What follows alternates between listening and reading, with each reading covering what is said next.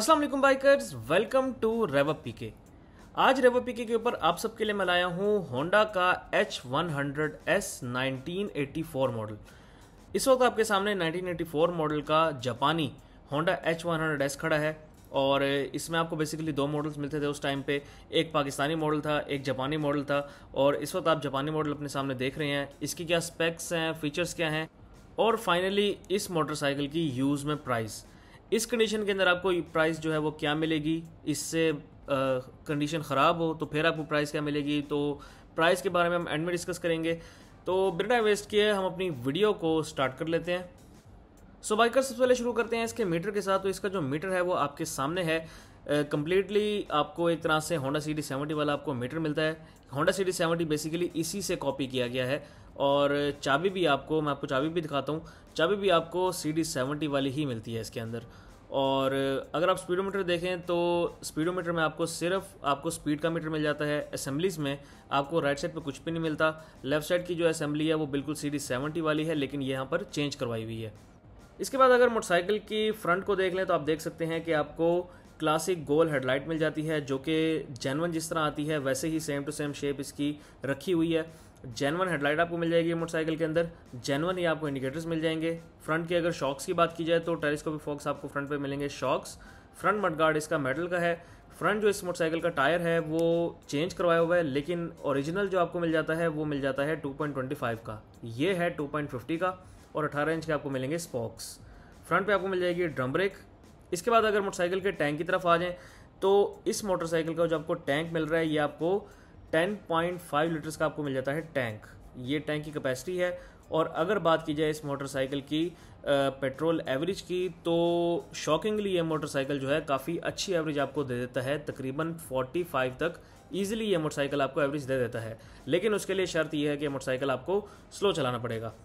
इस मोटरसाइकिल के जो मोनोग्राम है वो आपको टैंकी पर और जो इसके टापे हैं उसके ऊपर जो आपको मोनोग्राम मिल रहे हैं ये जेनवन है और टैंकी की शेप भी आप देख सकते हैं कि काफ़ी खूबसूरत है। इसके अलावा अगर बात की जाए इस मोटरसाइकिल की सीट की तो इस मोटरसाइकिल की जो सीट है वो काफ़ी कंफर्टेबल और सॉफ्ट बनाई हुई है। सीट इसकी जो है वो जेनवन रखी हुई है। इसके बाद अगर इस मोटरसाइकिल के इंजन की बात कर ली जाए तो इस मोटरसाइकिल का जो आपको इंजन मिल रहा है ये है 2 स्ट्रोक सिंगल सिलेंडर इंजन, जिसकी आपको डिस्प्लेसमेंट मिल जाती है 99 क्यूबिक सेंटीमीटर। बोर इसका है 50.5 mm, आपको मिलेगा इसका स्ट्रोक 49.5 mm का। ये मोटरसाइकिल कंप्रेशन रेशो आपको देता है 7.2:1 की। इस मोटरसाइकिल का जो पिस्टन साइज़ है वो है 18 मिलीमीटर। इस मोटरसाइकिल के अंदर आपको स्टार्टर सिस्टम में सिर्फ किक स्टार्ट मिलेगा। मोटरसाइकिल के अंदर आपको simple carburettor based fuel system मिल जाता है, जो कि एक 2 स्ट्रोक का स्पेसिफिक कार्बोरेटर होता है। सिंपल कार्बोरेटर का मतलब ये नहीं है कि जो 4 स्ट्रोक वाला है वही इसके अंदर है, नहीं। 2 स्ट्रोक के कार्बोरेटर डिफरेंट होते हैं, 4 स्ट्रोक के डिफरेंट होते हैं।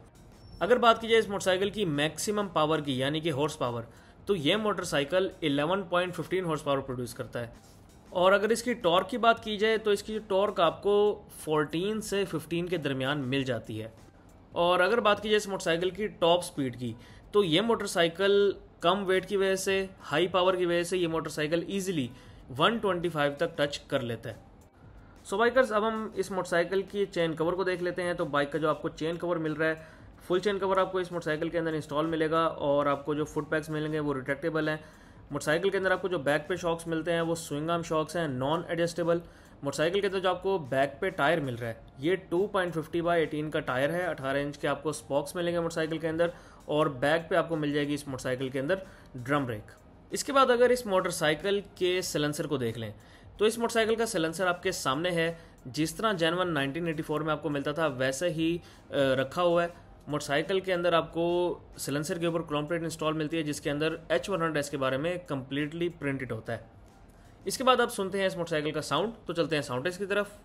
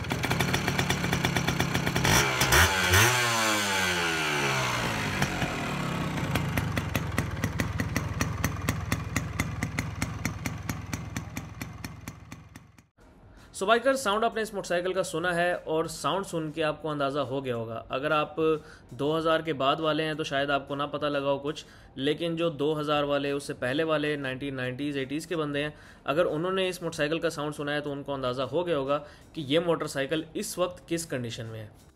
और अगर बात की जाए इसकी प्राइस की, तो इस कंडीशन में अगर आपको कोई भी ये मोटरसाइकिल मिलता है, कहीं से भी कोई बेच रहा हो इस मोटरसाइकिल को, तो वो इस मोटरसाइकिल की जो डिमांड करेगा वो कम अज़ कम 3 लाख रुपए करेगा। कम अज़ कम इस मोटरसाइकिल की जो डिमांड करेगा वो है 3 लाख रुपए, क्योंकि उसने इस मोटरसाइकिल को कम्प्लीटली जेन्युइन रखा हुआ है। और मार्केट में अगर इन मोटरसाइकिल्स की बात की जाए, अगर आपको ये मोटरसाइकिल जेन्युइन मिल जाते हैं तो इनकी इतनी डिमांड है, मार्केट में आपको इतना रेट मिलता है इन मोटरसाइकिल्स का।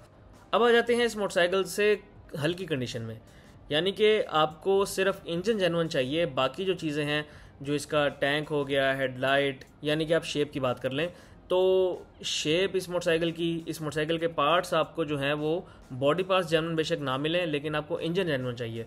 तो उस सूरत में इस मोटरसाइकिल की जो प्राइस है वो तकरीबन 50 से 60 हज़ार रुपये गिर जाएगी। फिर वो डिपेंड करेगा कंडीशन के ऊपर। अगर बहुत ज़्यादा बुरी कंडीशन है इसकी शक्ल की, लेकिन इंजन अच्छा है, तो फिर तकरीबन लाख रुपये गिर जाता है। तो यही इसी तरह डिपेंड करता है एक एक चीज़ के ऊपर, कौन सा पार्ट जेन्युइन है, कौन सा पार्ट जेन्युइन नहीं है, उस हिसाब से प्राइस जो है वो डिसाइड की जाती है। सो बाइकर्स, अब आप बात कर लेते हैं इस मोटरसाइकिल के कंफर्ट लेवल के बारे में। इस मोटरसाइकिल का कंफर्ट लेवल सरप्राइजिंगली बहुत ज़बरदस्त है। मैंने इस मोटरसाइकिल को चलाया है और चलाने के बाद मुझे इस मोटरसाइकिल का जो कंफर्ट लेवल है वो बहुत पसंद आया है। इस मोटरसाइकिल के अंदर आपको इंजन में बैलेंसर मिल रहा है, मैंने आपको बताया नहीं, लेकिन इसके इंजन के अंदर आपको बैलेंसर भी मिल रहा है, जिसकी वजह से मोटरसाइकिल ना होने के बराबर वाइब्रेशंस प्रोड्यूस करता है। मोटरसाइकिल के अंदर आप 60 की स्पीड में ईजिली क्रूज कर सकते हैं। मोटरसाइकिल के शॉक्स छोटे हैं, जिसकी वजह से अगर कोई ज़्यादा झटका है तो फील होता है इस मोटरसाइकिल के अंदर, लेकिन जो इसकी बाकी चीज़ें हैं, जो इस मोटरसाइकिल का इंजन है, जो इस मोटरसाइकिल का आपको जो इस मोटरसाइकिल की सीट मिल रही है वो कंफर्टेबल है, जिसकी वजह से आपको वाइब्रेशंस जो हैं वो तकरीबन ना होने के बराबर मिलती हैं। तकरीबन 60 से 70 की स्पीड के ऊपर आप इस मोटरसाइकिल पर ईजिली क्रूज कर सकते हैं। सो बाइकर्स, लास्ट में बात कर लेते हैं कि क्या आपको ये मोटरसाइकिल परचेज़ करना चाहिए या नहीं करना चाहिए। तो आज के दौर में ये मोटरसाइकिल वही परचेज़ करे जिसका शौक़ है। इन मोटरसाइकिल्स को अफोर्ड करना भी एक तरह से गाड़ी को अफोर्ड करने के बराबर है, क्योंकि इन मोटरसाइकिल्स के जो पार्ट्स हैं वो स्पेसिफिक जगहों से मिलते हैं और काफ़ी एक्सपेंसिव आपको मिलते हैं इनके पार्ट्स, जिसकी वजह से इनको अफोर्ड करना थोड़ा सा मुश्किल हो जाता है। और क्योंकि कंडीशन बिल्कुल जेन्युइन नहीं होती, तो आपको पेट्रोल एवरेज भी ये मोटरसाइकिल्स इतनी अच्छी नहीं देते। आजकल जो आपको पेट्रोल एवरेज ये देते हैं वो तकरीबन 25 से 30 किलोमीटर पर लीटर तक है, तो उस हिसाब से आपको पेट्रोल भी महंगा पड़ जाता है और मेंटेनेंस भी इन मोटरसाइकिल्स की महंगी पड़ जाती है। तो इस हिसाब से आप एक गाड़ी अफोर्ड कर रहे हैं, तो अगर तो आप गाड़ी अफोर्ड कर सकते हैं तो आप इन मोटरसाइकिल्स को परचेज़ करें। और सबसे बड़ी चीज़ होती है शौक़। अगर आपका शौक़ है और पैसे हैं आपके पास, तो मोटरसाइकिल लाजमी परचेज़ करें। अगर आपके पास पैसे नहीं है और शौक़ आपका बहुत है, तो फिर मैं आपको कहूँगा कि रुक जाएं, पैसे आने दें, फिर आप इन मोटरसाइकिल्स को परचेज़ करें, क्योंकि मोटरसाइकिल परचेज़ करने जोगे तो पैसे हो जाते हैं सबके पास, लेकिन बाद में मेंटेन करना मुश्किल होता है और मोटरसाइकिल जो है वो उस हिसाब से ख़राब तर होता जाता है। तो बेहतर है कि आपके पास पैसे हों तो तब मोटरसाइकिल को परचेज़ करें। सो बाइकर्स, ये थी मेरी आज की वीडियो। उम्मीद है आपको आज की वीडियो अच्छी लगी होगी। Thank you very much. अल्लाह हाफिज़।